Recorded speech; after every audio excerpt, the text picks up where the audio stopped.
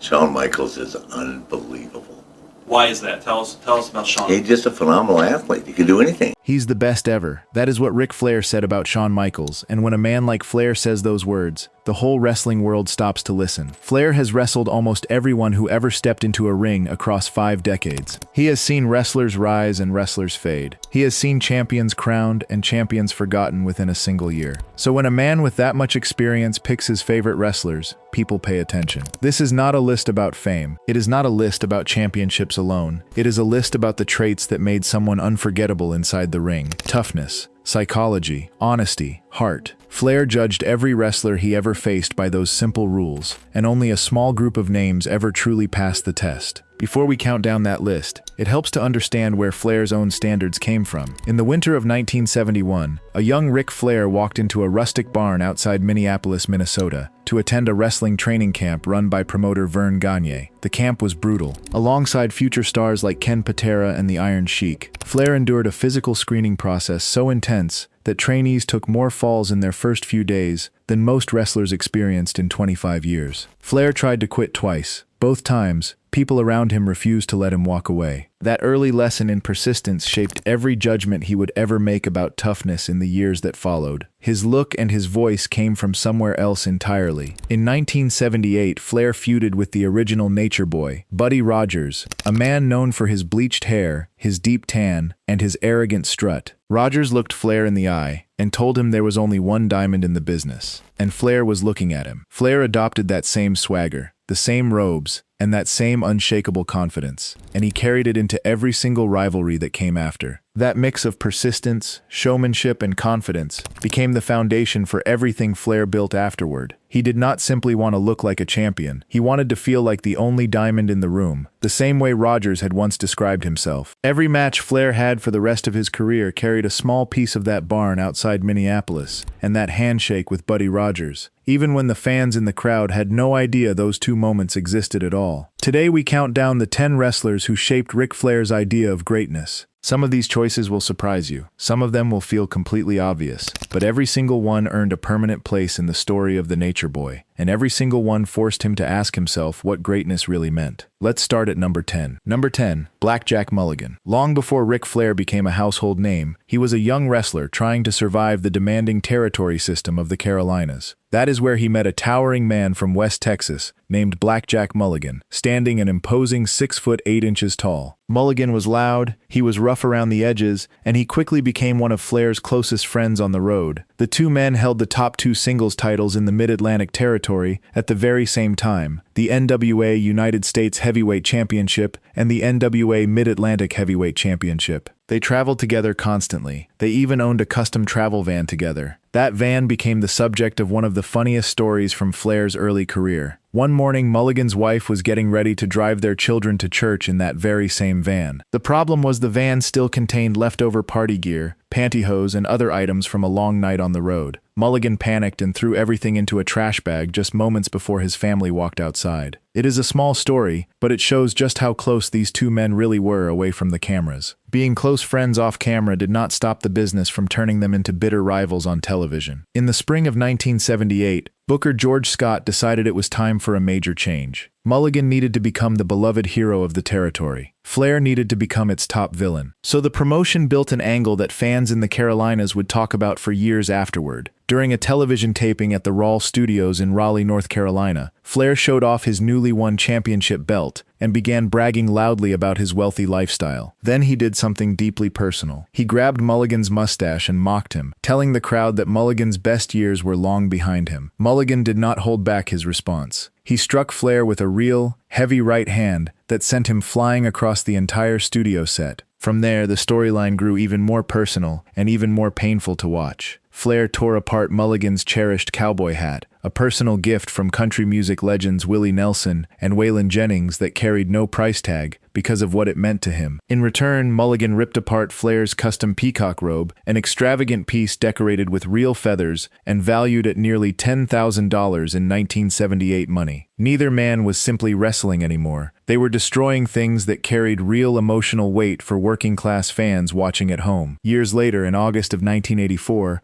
Flair needed backup against a dangerous faction of heels led by Tully Blanchard and a suddenly turned Wahoo McDaniel. He turned once again to his old friend Mulligan for help. Fans were treated to a memorable television vignette of Flair finding Mulligan and his television family gathered around a campfire deep in the Carolina woods, a scene that felt like a genuine homecoming, because in many ways, it truly was one. Mulligan taught Flair something that stayed with him for the rest of his long career. Wrestling was never just about who could win a physical contest inside the ropes. It was about who could make a paying audience feel something deeply personal. That single lesson would echo through nearly every major rivalry Flair had for the next 3 decades of his career. Looking back on it now, Flair often points to that campfire and to that ripped hat as proof that the emotional core of wrestling mattered more to him than any championship belt ever could. Mulligan was never the flashiest technician in the ring. He did not need to be. He simply needed to be believable, loyal, and willing to break something priceless on television when the story called for it. Number 9. Wahoo McDaniel. If Blackjack Mulligan taught Flair about personal stakes, Wahoo McDaniel taught him something far more physical. McDaniel was not simply a professional wrestler. He was a legitimate former professional football player of Native American heritage, and he brought that exact same bone-rattling physicality directly into the ring with him. His signature chest chops left real, visible marks on every opponent he faced. There was nothing manufactured about the sound they made, or the redness they left behind on skin. Flair and McDaniel feuded intensely over the NWA Mid-Atlantic Heavyweight Championship throughout 1975 and 1976. It was a rivalry built almost entirely on stiff, believable physicality, rather than flashy showmanship or gimmicks. But one single night in 1976 changed the trajectory of both of their careers forever. On May 24, 1976, at the Charlotte Coliseum, the referee took an accidental bump that sent the entire match spilling out to ringside. In the ensuing chaos, Flair grabbed a heavy wooden table leg from the timekeeper's table. He had no way of knowing a sharp nail was protruding from its broken end. When he swung the wood directly at McDaniel, that hidden nail tore open a deep laceration across his forehead. Blood poured down his face in front of a stunned, silent crowd. The local newspaper reported on the injury and the resulting stitches the very next morning, and for a great many fans watching at home, the line between real life and scripted storyline completely disappeared that night. McDaniel's legendary durability went far beyond that single bloody night. Flair still tells a story to this day about a match McDaniel wrestled at 8 o'clock in the evening, just hours after undergoing a vasectomy that same afternoon. Most people in that position would be resting quietly in bed. McDaniel was instead absorbing chest chops and slamming his body onto a hard canvas mat in front of thousands of fans. From Wahoo McDaniel, Flair learned that credibility inside the ring could not be faked forever. Eventually, the body has to prove that the story being told is real. That is precisely why Flair adopted the same brutal chest chop that McDaniel had made famous, carrying it with him into every major match for the remainder of his career. It became one of his most recognizable signature moves, but it started life as a hard lesson from a man who never once complained about the pain he willingly absorbed for the good of the business. That lesson stayed with Flair long after McDaniel's playing days on the football field had ended. Every time Flair stepped into a ring for the next 30 years, that same stiff chop was there, a small physical reminder of a man who taught him that pain, when it is honest, is what makes an audience believe. Where Mulligan had shown him the power of personal stakes,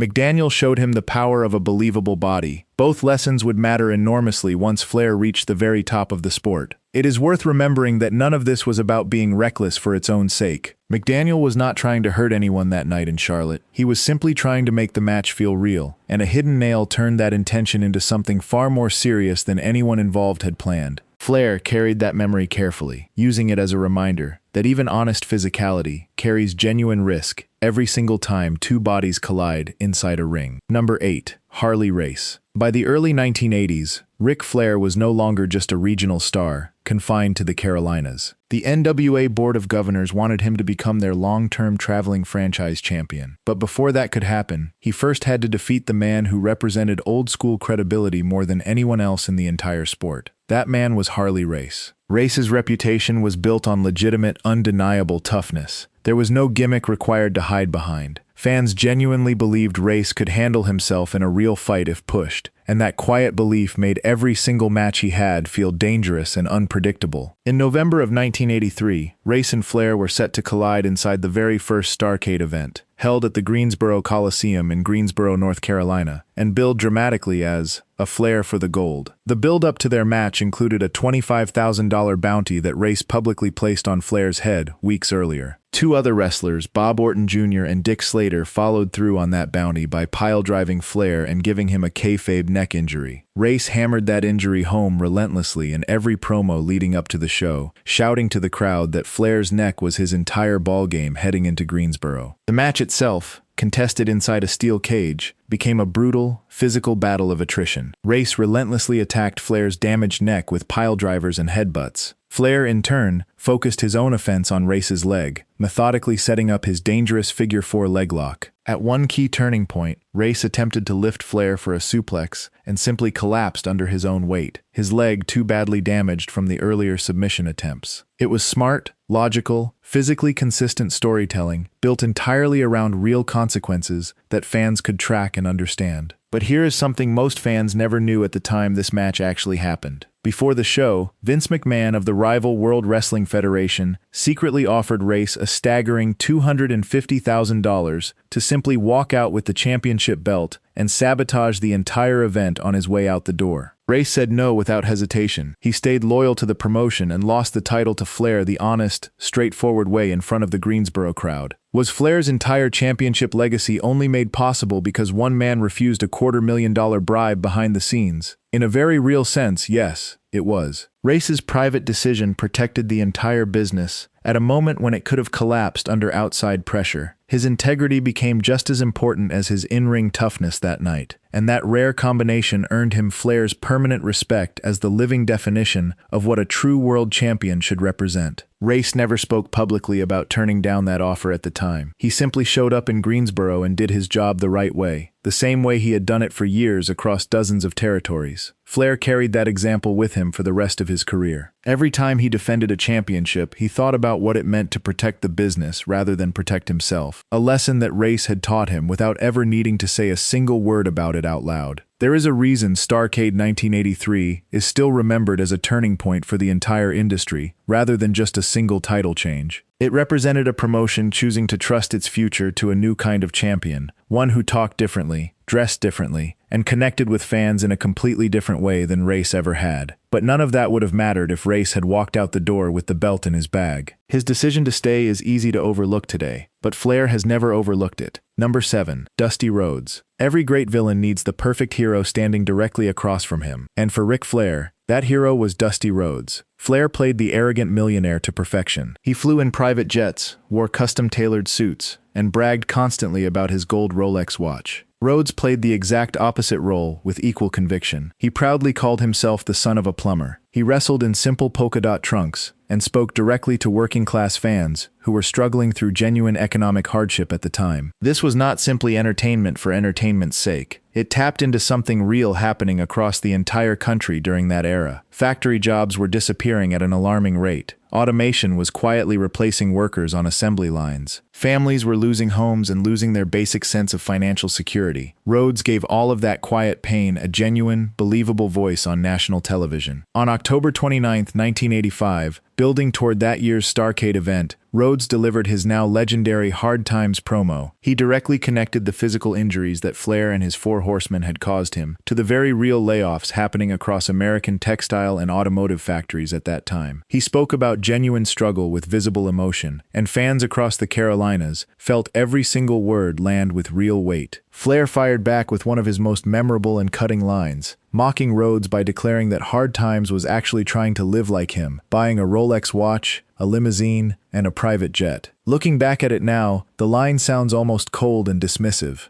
Was it truly fair to mock working families struggling to get by, purely to generate a stronger reaction from a paying crowd? It certainly generated intense heat in every building they wrestled in, and it consistently made tickets sell out. But underneath all that manufactured class conflict was something far more important for Flair's development as a performer. Rhodes proved conclusively that professional wrestling could reflect real-life circumstances and still succeed commercially, and Flair learned that the most powerful stories were never really about wrestling moves at all. They were about which side of the American experience a wrestler chose to represent to a paying audience. That single lesson shaped nearly every major program Flair built for the remainder of that decade. Where Harley Race had taught Flair about physical legitimacy, Dusty Rhodes taught him about emotional legitimacy. A crowd did not need to believe a piledriver was real to feel something. They needed to believe the struggle behind it was real. Rhodes gave Flair that gift, whether he wanted it or not, and Flair carried the lesson with him into every arena he ever wrestled in afterward, long after their rivalry had cooled down. It also forced Flair to think seriously about the character he was playing every single night. It would have been easy to play the wealthy villain as a cartoon, all robes and Rolex watches with nothing underneath. Rhodes' honesty made that impossible. Flair had to make his arrogance believable enough to stand next to Rhodes' authenticity, and that pressure made him a sharper performer than he might otherwise have become. Jim Crockett Promotions understood exactly what they had in this pairing, and they built years of programming around it. Every time ticket sales dipped in a town, promoters knew they could bring Flair and Rhodes back together and reliably fill the building again. That kind of dependable box office chemistry is rare, and it is part of why this rivalry sits so high on Flair's own personal list of formative experiences. Number 6. Terry Funk. If Dusty Rhodes brought quiet social relevance, Terry Funk brought raw, completely unpredictable danger. Their rivalry began the very moment Funk, working that particular night as a ringside judge, challenged Flair to a future title match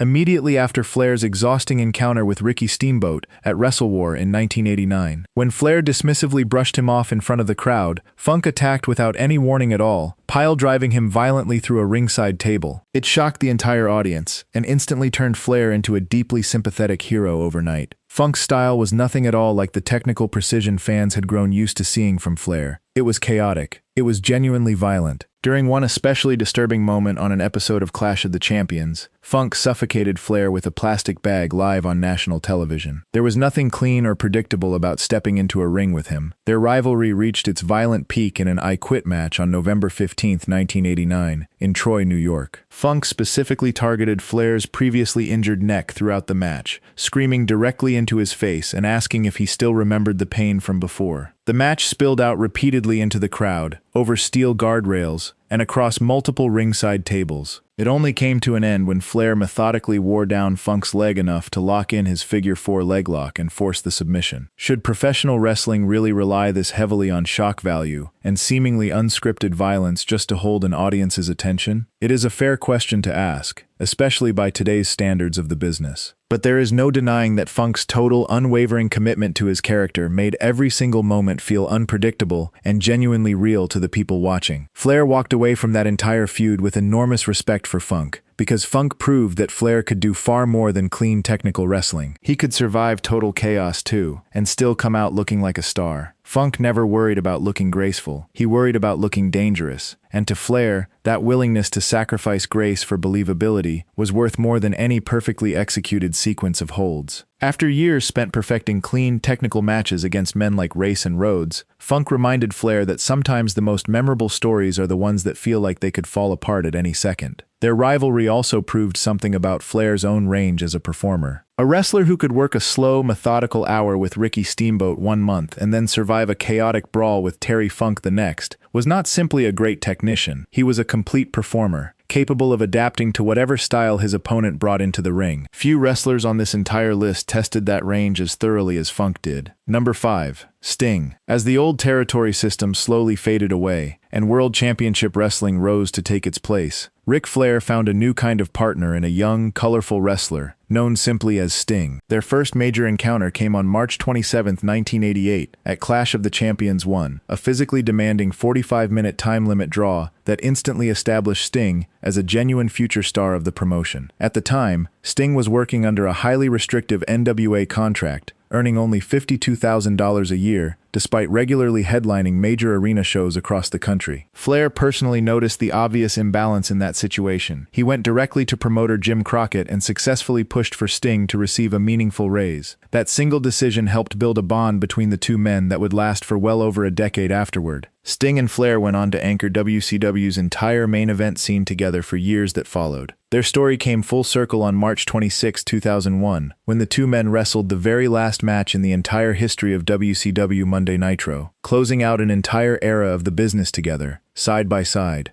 Unlike so many of the rivalries that came before it, The bond between Flair and Sting was never built on manufactured hatred. It was built on genuine mutual respect between a veteran and the young star he had personally helped elevate. That final match together on the last night of Nitro was not just the end of a company. For Flair, it felt like the closing chapter of a friendship that had shaped an entire decade of his career. Sting also represented something new for Flair, a partner rather than a rival in the truest sense. After years of playing the villain against men like Rhodes and Steamboat, Flair found something rewarding in simply standing beside a talented young performer and helping him grow into a main event star. That shift, from adversary to mentor, would come to define much of the second half of Flair's career. Number 4. The Undertaker. By 2002, Ric Flair's confidence was sitting in a genuinely fragile place. Years of difficult treatment under WCW management, particularly executive Jim Herd, had left him deeply unsure whether he could still perform at the highest possible level. That is exactly where The Undertaker entered the picture, in a way almost nobody expected at the time. Their feud built steadily toward WrestleMania X8 in Toronto, Ontario, held on March 17, 2002. The Undertaker played the relentless aggressor throughout, going after Flair's friends and even targeting his own son David Flair to force him into the match. It was deeply personal, genuinely uncomfortable, and extremely effective storytelling from start to finish. The match itself pushed Flair to his absolute physical limits. It featured heavy, stiff strikes, real bleeding, and exactly the kind of demanding physical pace that could either restore a wrestler's confidence completely or destroy it once and for all. Flair ultimately lost the match after absorbing a tombstone piledriver, but something far more important happened that night. He proved to himself beyond any doubt that he could still hang physically with one of the most dominant performers working anywhere in the industry. Did Flair really need to lose in such a physically brutal, one-sided way just to rebuild his own personal self-belief? Maybe not, strictly speaking, but The Undertaker's willingness to work safely while still making every moment of the match feel genuinely dangerous gave Flair exactly what he needed at exactly the right moment in his career. It turned out to be one of the single most important matches of his entire late career run in WWE. It is worth pausing on just how fragile Flair's confidence really was, heading into that night in Toronto. A performer who had once stood toe-to-toe with Harley Race and Ricky Steamboat was suddenly unsure if he belonged in the same ring as the current generation of stars. The Undertaker did not need to say a single reassuring word. He simply worked a match hard enough, and safely enough, that Flair walked out of the Sky Dome believing in himself again. That kind of quiet generosity is easy to miss from the outside. Fans watching at home saw a dominant Undertaker targeting a desperate Flair's neck and his family. What they could not see was a veteran performer deliberately building a match designed to help a struggling colleague rediscover his own confidence. It is one of the clearest examples on this entire list of a wrestler using the story itself as a tool to help someone else, rather than simply to make himself look strong. Number 3. Triple H. While The Undertaker gave Flair back his confidence for a single unforgettable night, Triple H gave him something that lasted for years afterward. When Flair returned to WWE full-time, he was still playing a confident character on camera, but backstage he privately felt like what Triple H later described as a beaten dog. He was insecure about his appearance, and worried constantly that he could no longer keep pace with a much younger locker room. In early 2003, Triple H came up with an idea to fix that problem. He built a new faction called Evolution, pairing himself as the reigning world champion with rising stars Randy Orton and Batista as the future of the entire company, with Flair positioned as the experienced elder statesman of the group. It gave Flair a genuinely valuable role without forcing him to carry the full physical weight of long singles matches every single week on television. Triple H constantly talked Flair up in interviews and in promos, calling him the greatest of all time on a regular basis, and rebuilding his shattered confidence piece by piece over time. That consistent support led directly to some of the most memorable moments of Flair's entire late career, including a wild tables, ladders, and chairs match against Edge, and a brutal steel cage match against Triple H himself. Was this simply smart business, using Flair's respected name to add instant legitimacy to a brand new young stable of talent? It certainly benefited everyone involved in the storyline, but Triple H's genuine respect for wrestling history, combined with his sincere effort to protect Flair's legacy, earned him a permanent place among the people Flair trusts and admires the very most in the entire business. Flair was not the only veteran whose word Triple H valued during that period. Around the same time, Stone Cold Steve Austin, the single most profitable draw in the history of the business, was also known for seeking out and respecting the advice of past generations, Flair included. Austin understood that the modern success of the company had been built on the sacrifices of territory-era performers who drove long distances for modest pay, and that quiet respect between generations of stars is part of what made Triple H's gesture toward Flair feel so meaningful within the locker room at the time. Austin's own early career had included plenty of sharp technical wrestling before a severe neck injury forced him to adopt a more aggressive brawling style. That evolution mirrored something Flair understood deeply himself: the idea that a wrestler has to adapt his style to his body over time. Flair held massive admiration for Austin's work ethic and his box office impact, even though the two men rarely wrestled each other during their respective physical primes. That mutual respect between eras, protected in part by Triple H and Evolution, is part of what made the early 2000s such a meaningful chapter for Flair personally. Number 2, Ricky Steamboat. Now we finally reach the man Ric Flair has personally called his single favorite opponent of all time, Ricky the Dragon Steamboat. Their legendary 1989 trilogy for the NWA World Heavyweight Championship remains one of the single most respected series of matches in all of wrestling history, spanning Chi-Town Rumble on February 20, Clash of the Champions 6 on April 2nd, and Wrestle War on May 7th. Their Clash of the Champions 6 match in New Orleans, Louisiana, ran nearly a full hour across a demanding 2 out of 3 falls format. Steamboat systematically attacked Flair's knee throughout the contest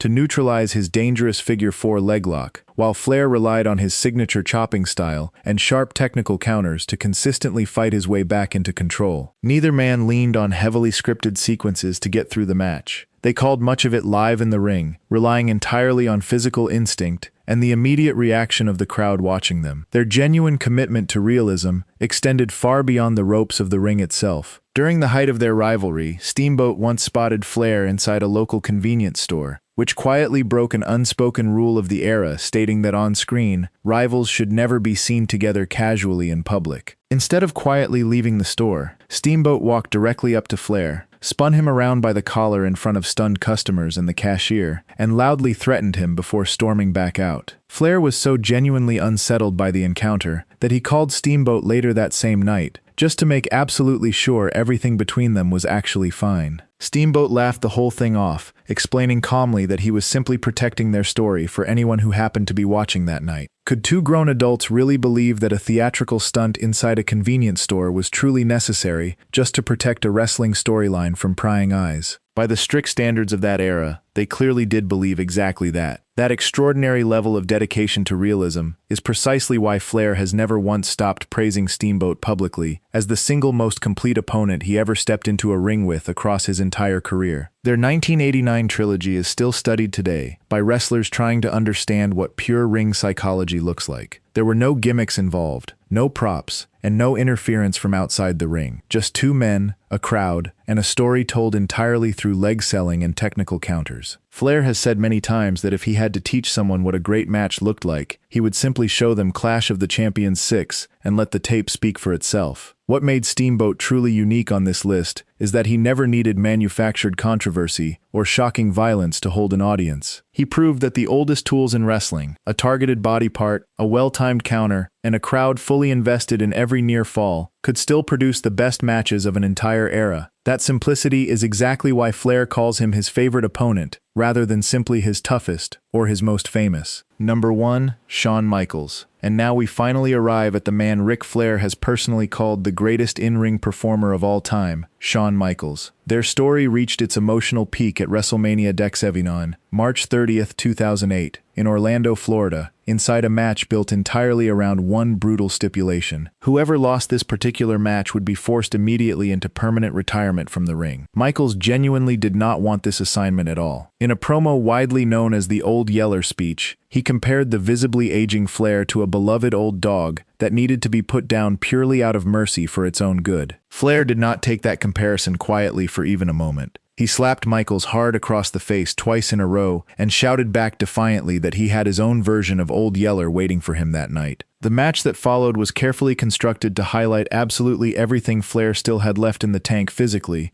while simultaneously showcasing Michaels' incredible sense of pacing and timing throughout. In one especially clever touch of ring psychology, Michaels deliberately had Flair throw him off the top rope, cleverly flipping the usual pattern where Flair himself was always the one being thrown from up high. The ending of that match remains one of the single most emotional scenes in the entire history of professional wrestling. Standing directly across from a visibly crying but still defiant Flair, Michaels quietly said words that were never actually scripted for the show. "I'm sorry, I love you." Then he immediately delivered his finishing kick, and Flair's incredible full-time career inside WWE came to its official end, right there in the ring. Was it truly right to force a beloved veteran performer into a scripted retirement purely to create one unforgettable emotional television moment for the fans? Maybe that particular question does not have a clean, comfortable answer even today. But Michaels' deep respect for Flair as a performer and as a person, and his genuine ability to turn a difficult business decision into something so deeply human, is exactly why Flair holds him above every single other opponent he has ever faced across his entire remarkable career. It also helps explain why Flair has called Michaels the greatest in-ring performer of all time, rather than simply his favorite opponent, a title he reserves for Steamboat. Michaels could do everything Steamboat could do athletically, but he could also do what Funk did emotionally, what Rhodes did socially, and what The Undertaker did for a struggling veteran's confidence, all inside the very same match. That combination of skills, gathered from every era of the business, is what separates Michaels from everyone else Flair ever stepped into a ring with. Conclusion. Looking back across this entire list from top to bottom, a clear pattern quickly starts to emerge. Wahoo McDaniel, Blackjack Mulligan, and Harley Race gave Flair a solid foundation built on real, undeniable physical toughness. Terry Funk and Dusty Rhodes taught him that psychology and genuine emotional truth could matter just as much as any single wrestling move performed inside the ring. Ricky Steamboat and Shawn Michaels showed him what pure athletic storytelling could look like at its very absolute best. And Sting, The Undertaker, and Triple H each helped protect and carefully rebuild his career at exactly the moments he personally needed it the most. Some fans watching today might reasonably question a few of these specific choices. Some might wonder honestly if nostalgia shaped his memory more powerfully than pure in-ring performance alone. But every single name on this list earned its place through real matches, real physical risk, and real mutual respect, built patiently over many decades spent together in the business. It would have been easy for a performer with Flair's history to simply list championship opponents, or the biggest box office draws he ever shared a ring with. Instead, this list reveals something more personal, a career-long conversation with toughness, honesty, and connection that started in a Minneapolis barn and did not truly end until Shawn Michaels whispered 4 quiet words in an Orlando ring nearly 4 decades later. Fans can debate the order. They can debate whether nostalgia colored a memory here or there, but nobody watching these 10 stories back to back can deny that they explain, better than any list of titles ever could, exactly why they still call him the Nature Boy, and exactly why, when he says someone is the best ever, the entire wrestling world stops to listen.